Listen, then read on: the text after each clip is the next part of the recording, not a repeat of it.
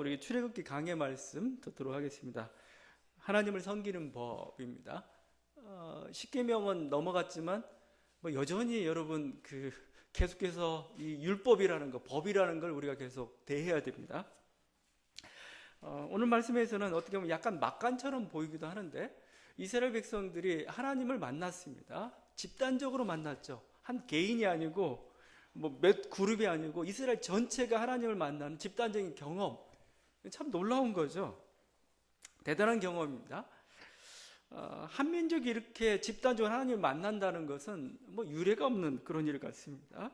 그만큼 출애굽이라는 것, 그 다음에 이스라엘의 탄생이라는 것은 엄청난 사건이었다는 겁니다. 그냥 자기들의 결정에 의해서 된 게 아니고 하나님의 부르심에 의해서 됐다는 것이죠. 사실 이스라엘뿐만 아니고 모든 민족들, 많은 민족들이 이 세상에 이렇게 태어났습니다. 출몰했고 지금도 언어만 해도 5천여 개까지 이렇게 얘기할 정도로 언어가 곧 그 민족과 같은 거니까요. 대부분의 민족은 한 시족이 자라서 그렇게 되기도 하고 같은 환경과 자연 조건, 역사적 과정을 통해 가지고 거기서 한 민족으로 빚어져 나오기도 하고 또 좋은 환경을 찾아서 이동하다가 또 그렇게 하는 민족이 형성되기도 하고 그렇습니다. 근데 하여튼 이스라엘이 이런 민족과 좀 달라요. 독특한 게 뭐냐면은 자신들이 그런 핏줄로 된 게 아니라는 겁니다. 자신들이 어떤 자연 환경과 싸우다가 된 것도 아니라는 겁니다. 자신들은 하나님의 부르심으로 하나님이 우리를 부르셨다 이겁니다. 이런 아주 확고한 그런 신앙 고백하에서 또 그 만남이 바로 이 출애굽 시내산에서 일어났다. 이런 확실한 고백을 하고 있는 겁니다. 이게 하나의 지금 이 모세오경 출애굽 역사의 가장 결정적인 그 사건이 지금 시내산에서 일어나고 있는 겁니다. 신을 만났다는 것, 정말 신으로부터 부름을 받았다는 것, 어떻게 보면 그게 어떤 민족의 우수성을 드러내는 하나의 그런 자랑거리죠. 그런데 말씀을 읽고 또 이렇게 성경을 읽다 보면은 하나님이 그렇게 함으로써 이 이스라엘 민족을 영광을 드러내려고 아니면 뭔가 너희의 자랑거리를 제공하려고 그래서 너희들에게 나타나는 게 아니라는 겁니다. 이유가 있어요. 하나님과의 만남을 통해서 우리들에게 주어지는 게 있습니다. 신과의 만남을 통해서 우리들에게 주어지는 게 있는데 그게 좀 두 가지인 것 같습니다. 하나는 두려움입니다. 하나는 두려움. 또 하나는 뭐냐? 소명입니다. 오늘 그 말씀에서 또 이스라엘이 시내산에서 발견했던 건 뭐냐? 두려움과 소명이라는 겁니다. 두려움은 흔히 우리가 누미노제라고 하죠. 누미노제. 신 앞에서 느끼는 하나의 공포, 경외 이런 거죠. 두산 백과사전에서 누미노제를 이렇게 설명했습니다. 사람에게 피조물이라는 느낌을 불러일으키는 무서운 신비, 외경심을 불러일으키는 전율적인 무서움, 압도적인 권위, 세력이 있는 것, 절대 타자로서의 신비, 그런 것들을 경험하는 겁니다. 누미노제. 그래서 그게 두려움으로, 공포로 뭔가 범접할 수 없는, 나는 그런 존재 앞에서 내가 느끼는 어떤 피조물의 유한성, 이런 것들을 느끼게 되는 거죠. 거기 18절과 19절이죠. 뭇백성이 무례와 번개와 나팔 소리와 산의 연기를 본지라 그들이 볼 때 떨며 멀리 서서 모세에게 이르되 당신이 우리에게 말씀하소서 우리가 들으리이다. 하나님이 우리에게 말씀하시지 말게 하소서 우리가 죽을까 하나이다. 그렇죠? 신적인 존재, 아주 빛 중의 빛, 거룩한 분, 전능하신 분, 또 영원한 존재 앞에서 느끼는 어떤 인간의 피조성이죠. 연약함, 부족함, 뭔가 아무것도 아닌 무기력함, 이런 것들을 그 앞에서 느끼게 되는 겁니다. 그래서 이런 신을 경험한 사람들의 공통적인 특성이 있습니다. 겸손함입니다. 겸손함이에요. 왜냐하면 자기가 주인이 아니에요. 자기가 주인이 아닙니다. 그리고 어떤 절대적인 지구한 존재자가 있다는 거죠. 어느 곳이든 우리가 어떤 환경이든 우리가 어떤 만남이든 함부로 소홀히 대할 수가 없어요. 신의 섭리와 신의 손길이 그곳에 미치고 있고 자기는 그런 어떤 신 앞에 유한한 존재임을 깨닫기 때문에 항상 겸손한 모습을 보일 수밖에 없습니다. 그래서 어떤 사람이 도를 깨달았느냐 안 깨달느냐 딱 한 가지만 보면 돼요. 겸손한가 겸손하지 않은가. 겸손하지 않으면 자기가 뭐라고 해도 그건 좀 하나님을 제대로 못 만난 사람일 수도 있습니다. 신을 제대로 만난 사람들은 겸손할 수밖에 없어요.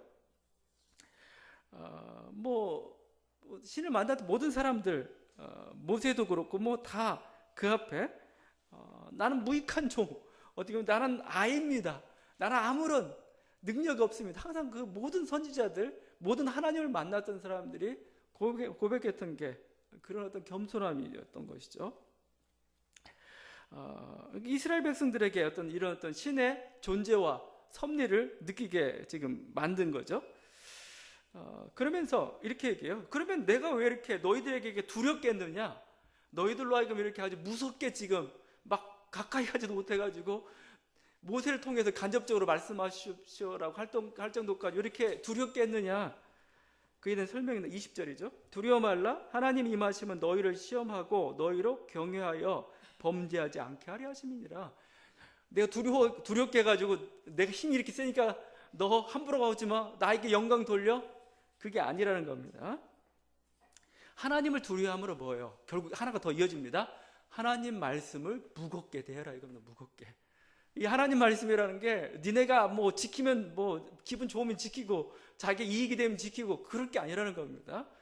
두려운 모습을 통해 가지고 네 말씀 안 지키면 너 두려운 하나님 앞에 혼나, 이겁니다. 그러니까 그러려고 이렇게 두렵게 나타났다 이거예요. 마치 엄한 아버지의 모습을 통해서 순종한 아들을 만드는 그런 의도라고 이렇게 얘기하고 있습니다. 이렇게 해서 이스라엘 백성들이 그 두려운 하나님을 만났습니다. 그건 두렵게 하려는 뜻이 아니라고 그랬죠. 모세는 그걸 잘 알기 때문에 하나님께 담대히 나아갔지만 이스라엘 백성들은 그냥 두려운 모습만 보였습니다. 그렇지만 그게 사랑이라는 겁니다. 왜? 니네가 하나님이 내가 전하는 이 말씀을 가볍게 대하지 말라, 무겁게 대하라는 그런 뜻에서 그렇게 하신 것이죠. 이런 과정과 체험을 통해서 이스라엘에게 주어진 게 있죠. 그게 소명이라는 겁니다. 비전이라는 겁니다. 이미 19장 5절과 6절에 나타나 있죠. 모든 민족 중에서 내 소유가 되겠고 너희가 내게 대하여 제사장 나라가 되며 거룩한 백성이 되리라. 이게 너희를 향한, 너는 거룩한 백성이고 내 소유고 제사장 나라다. 이게 너희 민족의 소명이다. 이렇게 얘기하고 있습니다. 그러니까 이스라엘 백성이 하나님을 만난 건 특권이 아니에요. 영광 가지고 이걸 영광이니까 자랑하라는 게 아닙니다. 하나님의 뜻이 있는 겁니다. 너는 이 하나님의 뜻을 수행하는 그런 공동체다. 특별히 하나님 말씀을 주셨죠. 말씀을 통해서 하나님은 이스라엘을 모범 국가를 만들기 원했던 겁니다. 정말 하나님이 기뻐하시는 나라, 한 개인이 아니고 한 민족이 어떻게 하나님 앞에 순종함으로 하나님의 복을 받는가를 모델 케이스로서 이스라엘을 삼기를 원했던 것이죠. 그래서 십계명은 뭐예요? 헌법입니다. 이들에게 있어서는 헌법. 그 다음에 헌법에 따라 가지고 여러 가지 다른 법률들을 지금 모세 오경을 통해 가지고 계속 쏟아내고 있는 것이죠.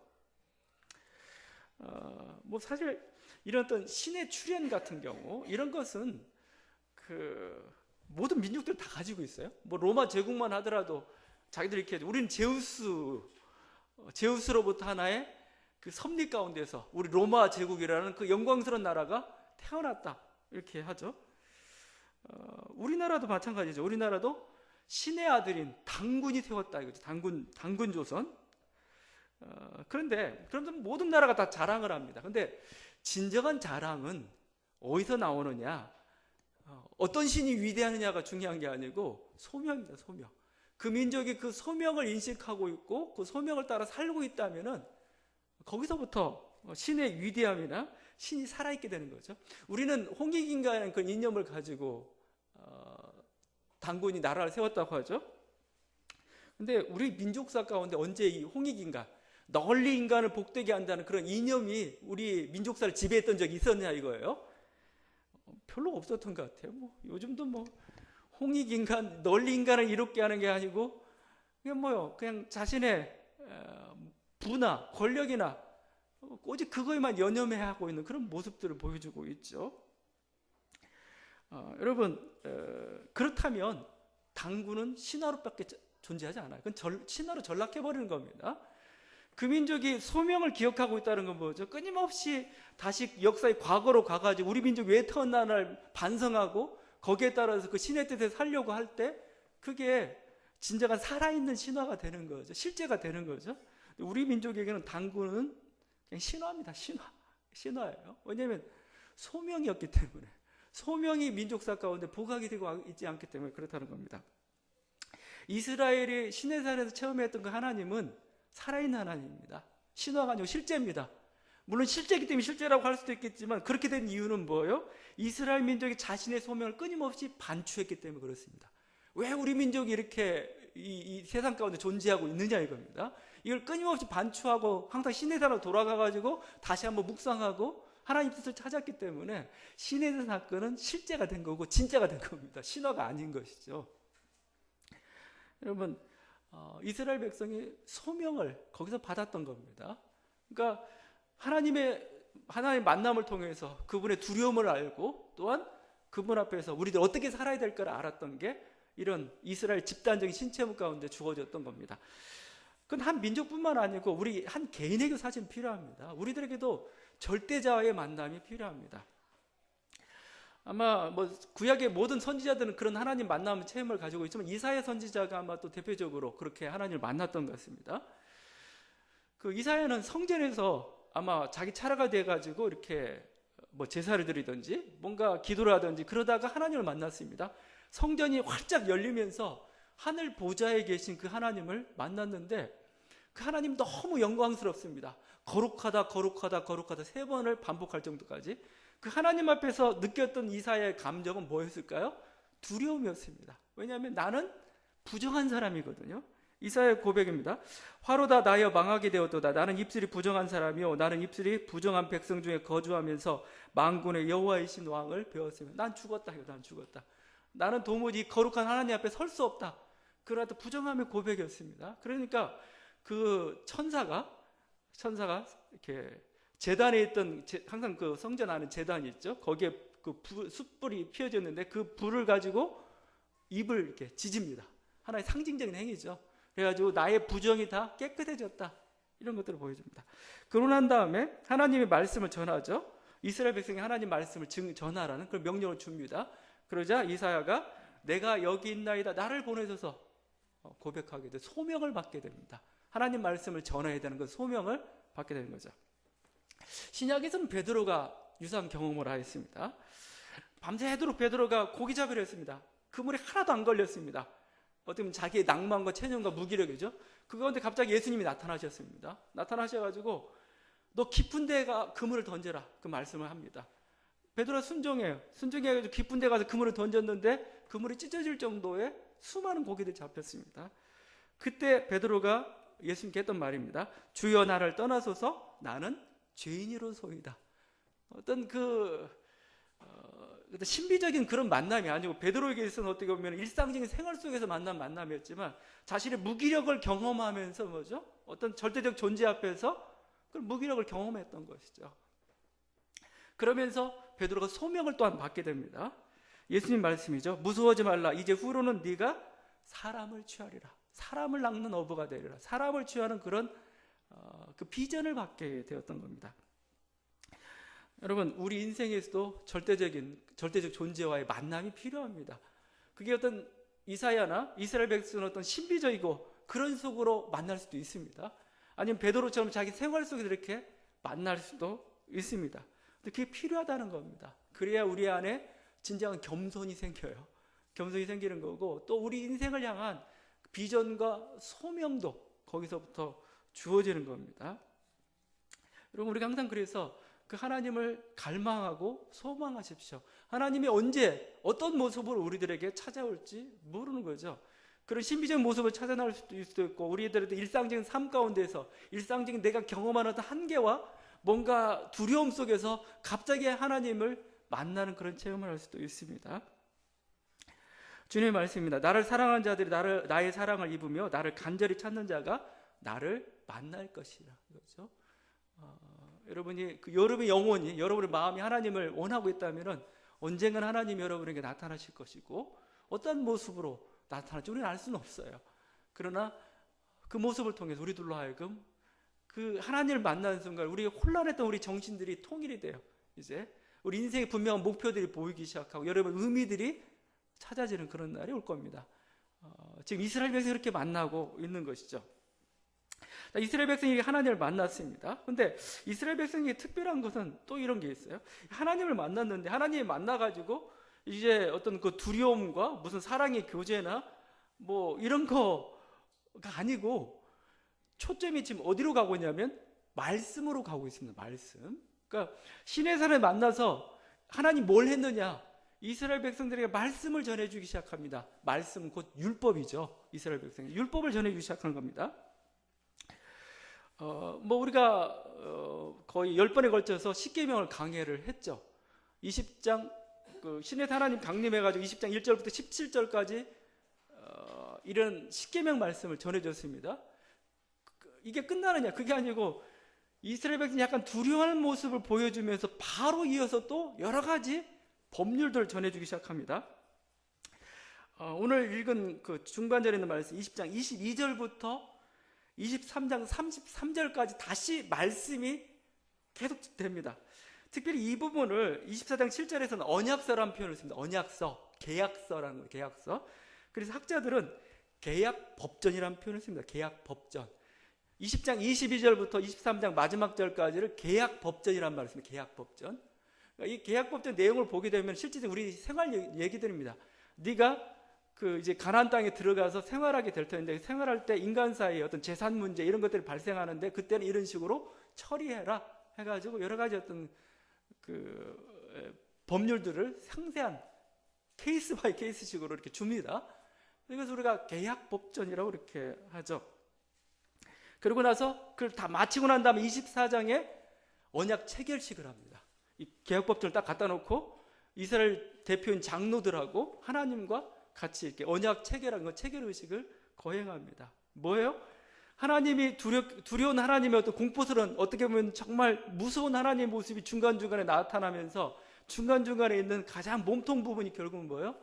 말씀이라는 겁니다. 율법. 하나님 말씀이 중요합니다. 이제는 왜? 하나님은 말씀으로 존재하기 때문에 그렇습니다. 이스라엘 백성이 어떻게 하나님을 만납니까? 맨날 신비적인 하나님을 만납니까? 아니죠. 이제 이스라엘 백성들은 말씀으로 하나님을 만납니다. 율법으로 이제 이스라엘 백성들은 하나님을 만납니다. 이스라엘 백성들은 율법을 읽으면서 말씀을 읽으면서 법률 조항을 읽고 있다고 생각하지 않습니다. 하나님을 여기서 만나고 있다고 보고 있다고 저들은 생각했고 그렇게 실제 체험했던 것이죠. 그래서 이 말씀에 대한 사랑이 굉장히 놀라워요. 우리가 창세기 말씀을 뭐 몇 년 전에 했지만 창세기 말씀 1장에 창조의 그 과정들이 쫙 나오죠. 창조의 과정이 가장 독특한 게 뭐냐? 말씀입니다. 하나님이 가라사대 이렇게 하라 되라 하시니까 그대로 되었더라. 하나님이 가라사대 이렇게 하라 그렇게 되었더라. 지루할 정도로 반복이 되고 있습니다. 이 세상은 뭘로 만들었어요? 말씀으로 만들었어요. 말씀으로. 그러니까 이제 그 율법이라는 것은 그냥 단순히 우리가 생활 속에 지켜야 될 법률 정도가 아니고 이 세상을 창조한 게 바로 율법이다까지 이렇게 가는 겁니다. 하나님 말씀에 대한 거죠. 예언자들이 나타나서 제일 첫 구절을 뭘로 시작합니다? 뭘로 시작합니까? 하나님이 이렇게 말씀하셨다. 하나님의 여호와 만군의 여호와의 말씀이니라 이거죠. 시편 곳곳에서는 그 하나님 말씀에 대한 찬양이 울려 퍼지고 있죠. 여호와의 말씀이 송이꿀보다 더 달다 이렇게 표현합니다. 이렇게까지 합니다. 여호와의 율법은 완전한 영혼을 소성시키며 여호와의 증거는 확실하여 우둔한 자를 지혜롭게 하며 여호와의 교훈은 정직하여 마음을 기쁘게 하고 여호와의 계명은 순결하여 눈을 밝게 하시는도다. 이렇게 막 율법이라는 게 그냥 여러분이 헌법 보면서 아니면 여러분이 법률 읽으면서 은혜 받아요. 아이고 일조 너무 감사하다 이거 하면서 하루 종일 묵상하고 대한민국 민주공화국 너무 감사하고 그게 아니고 근데 이스라엘은 그렇게 됐어요. 율법 십계명을 읽으면서 거기서 하나님을 만났기 때문에 그렇습니다. 그래서 유대는 이렇게까지 갑니다. 내가 어떠한 랍비가 이 말씀을 연구하고 말씀을 읽고 있습니다. 바로 그 순간은 뭐예요? 내가 지성소에서 하나님을 만나는 것과 마찬가지다. 내가 성전의 지성소라는 곳 있죠. 그곳에서 하나님을 만나는 그 시간과 장소가 바로 그곳이다.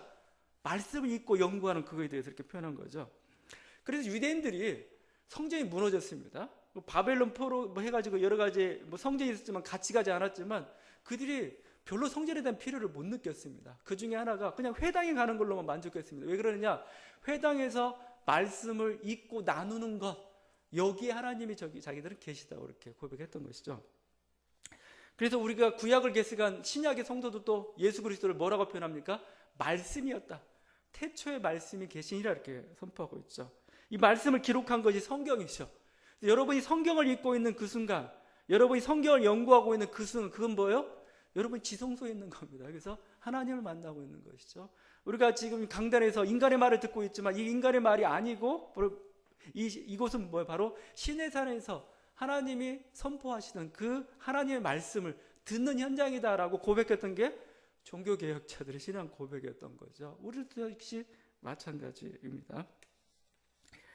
여러분, 우리가 말씀을 읽으면서 거기서 하나님을 정말 만날 수 있길 바랍니다. 발견할 수 있길 바랍니다. 문자가 아니고 영이고 그 속에서 살아있는 하나님을 만나는 것.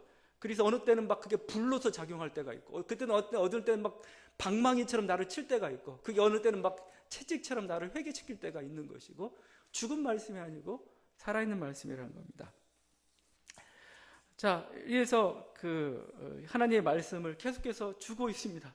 그래서 이제 23장까지 주는데, 그 하나님의 말씀의 첫 번째 시작이 뭐냐면 22절부터 시작되는데, 하나님을 섬기는 법입니다. 하나님을 어떻게 섬겨야 되느냐 이거예요.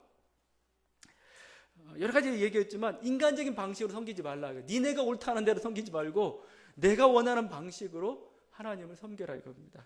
이게 중요합니다. 자꾸 인간들은 자기의 경험과 자기의 생각으로 자꾸 하나님을 재단하고 하나님을 이렇게 섬기려고 막 그래요. 아니라는 겁니다. 하나님은 틀어버려요. 그거 아니다. 네가 생각하는 방식이 아니다 이겁니다. 그래서 중세 신학자들이나 우리들의 항상 고백은 뭐죠? 이성으로 하나님을 알 수 없다라고 할 때 항상 그겁니다. 하나님이 손을 뻗어주시고 하나님 말씀하셔야 내가 아는 것이지 내가 연구해서 갈 수 있는 게 아니다 이겁니다. 어떻게 보면 개혁법전의 첫 시작은 내가 원하는 방식으로 나를 만나라 이렇게 얘기하고 있는 겁니다. 첫 번째가 우상숭배 안 된다는 거죠. 계속 반복했던 겁니다. 22절 23절입니다. 내가 하늘로부터 너희가 말하는 것 너희 스스로 보았으니 너희는 나를 비겨서 은이나 금으로나 너희를 위하여 신상을 만들지 말고. 여러 가지 이유로 우리가 따져봤지만 결국 우상을 만든다는 건 뭐예요? 인간이 신을 컨트롤하는 겁니다. 하늘에서 두려운 모습으로 이렇게 하나님 말씀하셨는데 그 어떤 세상의 물질로 그 하나님을 만들 수 있겠어요? 못 만들죠. 우상 만들어봤자 아무 말도 못하는 그런 존재인데 못 만듭니다. 정말 하나님을 만난 사람 우상을 만들 수가 없어요. 근데 왜 우상을 만들어요? 자기가 컨트롤하려고, 이렇게 자기가 조작하려고, 자기 장소에 시간과 공간에 자꾸 이제 뭐 가둬놓고 자기 마음대로 죄를 지으려고.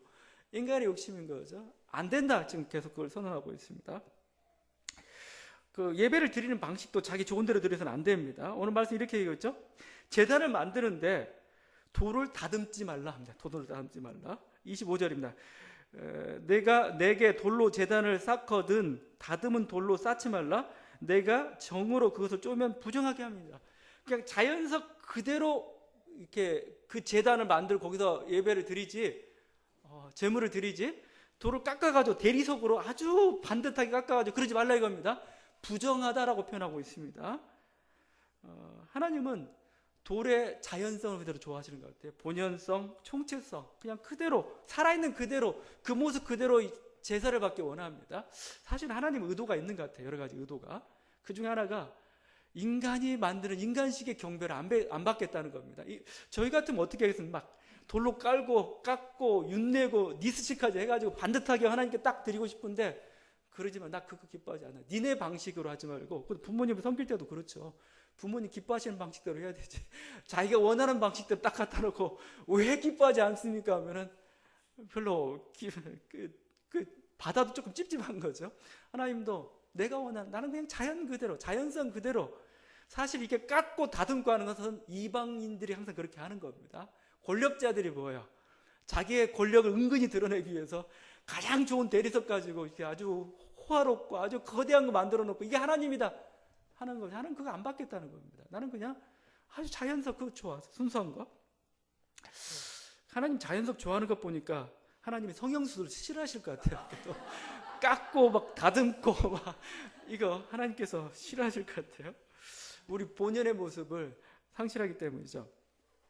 물론 뭐 아름답게 꾸미고 싶어하는 건 인간의 마음이고 어느 정도는 괜찮다고 저는 생각합니다. 그런데 그 동기가 항상 문제입니다.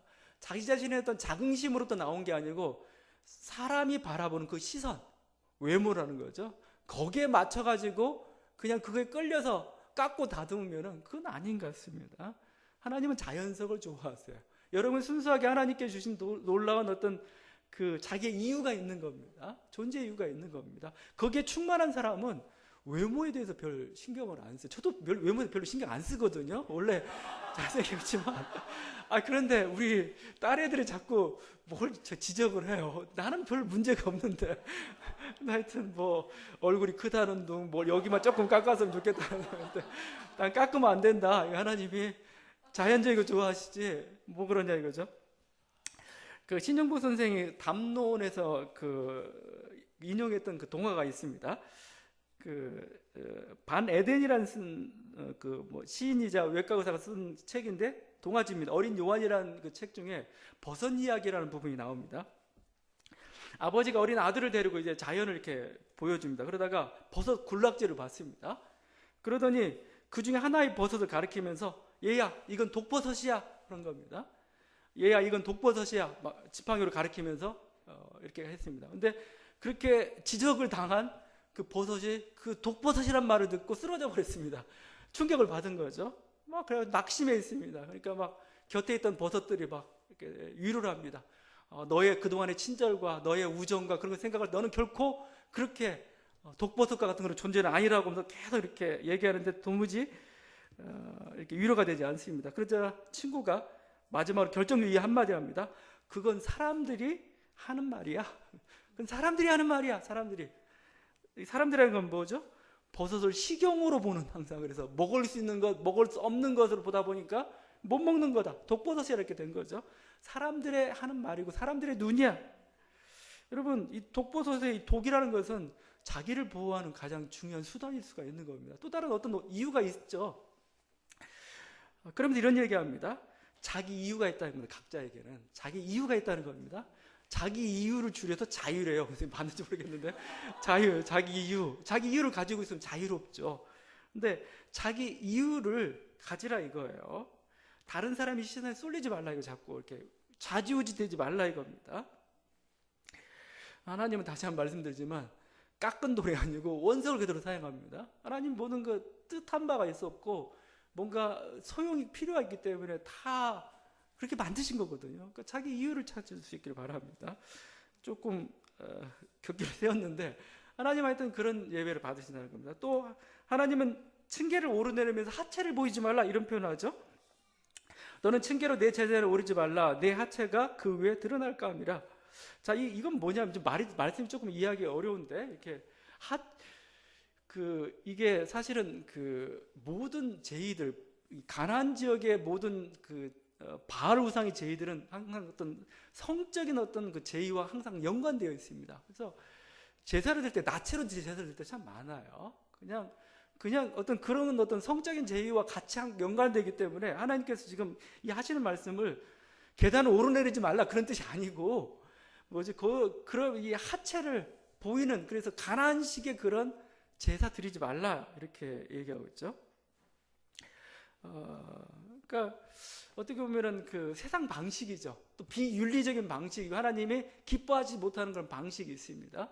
또 어떻게 보면 이걸 통해 인간도 사실은 자기들의 쾌락을 이렇게 추구했던 거죠. 너네 그런 거 하지 마. 나 그런 식의 제물 받지 않아. 하나님이 원하시는 제물 거기 나와 있죠. 24절. 내게 토다를 쌓고 그 위에 내 양과 소로 내 번제와 화목제를 드리라. 내가 내 이름을 기념하게 하는 모든 곳에서 내게 임하여 복을 주리라. 이럴 때 그리고 온전한 제사를 드릴 때 내가 그 위에 임하여 복을 주리라. 이건 이제 구약 시대입니다. 신약 시대 예수님께서 골고다에서 단번에 제사를 드림으로써 이제 제물 바칠 일이 없습니다. 그러면 이제 우리 영원토록 제물 바칠 일이 없는가? 그렇지 않습니다. 매일 드려야 되는 그 제사가 있습니다. 로마서 12장 1절 말씀인데 너희 몸을 하나님이 기뻐하시는 거룩한 산 제물로 드리라. 이는 너희가 드릴 영적 예배니라. 하나님께서 지금도 제물을 받기를 원해. 이제는 소와 양이 아니고 니네 몸을 받기를 원한다 이겁니다. 니네 몸을. 우리 몸을 받기 원합니다. 매일같이 몸을 드려라. 그 인신공양하라는 얘기인가? 그게 아닙니다. 로마서 12장 2절에 그 뜻을 밝혀주고 있습니다. 너희는 이 세대를 본받지 말고 오직 마음을 새롭게 함으로 변화를 받아 하나님의 선하시고 기뻐하시고 온전한 뜻이 무엇인지 분별하도록 하라. 이겁니다. 그러니까 우리의 삶이에요, 삶. 하나님 뜻에 입각한 그런 삶. 오늘도 내 하루를 살아가면서 내가 하나님 뜻대로 어떻게 살아갈까? 하나님 무엇을 하는 것을 기뻐하실까? 그렇게 고민하고 그렇게 순종하며 나아갈 때 그게 하늘로 올라가는 하나님이 기뻐하시는 제사라는 거고, 나는 이 제물을 받길 원한다는 겁니다. 여러분, 하나님이 원하는 것을 주십시오. 여러분이 원하는 것. 자기 삶은 엉터리면서 그냥 나는 재물이나 나는 돈이나 바치겠다. 그건 목사만 좋아하는 겁니다. 하나님은 재물을 좋아하는 게 아니고, 하나님은 뭐예요? 하나님은 여러분의 선한 행실, 하나님 뜻을 주자. 너희가 어떻게 살아가고 있냐, 그걸 더 원하시는 거예요, 이게. 특별히 오늘 우리 추수감사절로 보내고 있는데 하나님께서 원하는 제사가 뭐냐? 감사의 제사입니다. 감사의 제사. 감사로 제사를 드린 자가 나를 영화롭게 하나니. 시편 말씀인데, 어떻게 감사를 제사를 드릴 때 영화롭게 하는가?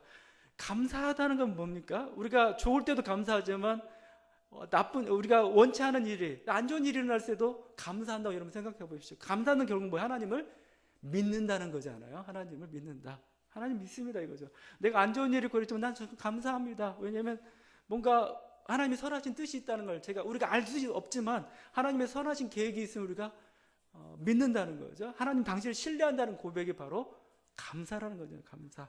이 감사의 제사를가 나를 기쁘게 한다. 나는 이런 제사를 받기를 원한다라고 말씀하고 있습니다. 오늘 다시 한번 우리가 드린 제사, 하나님 기뻐하신 제사를 드리고 있는가? 무슨 제사를 드리고 있는가?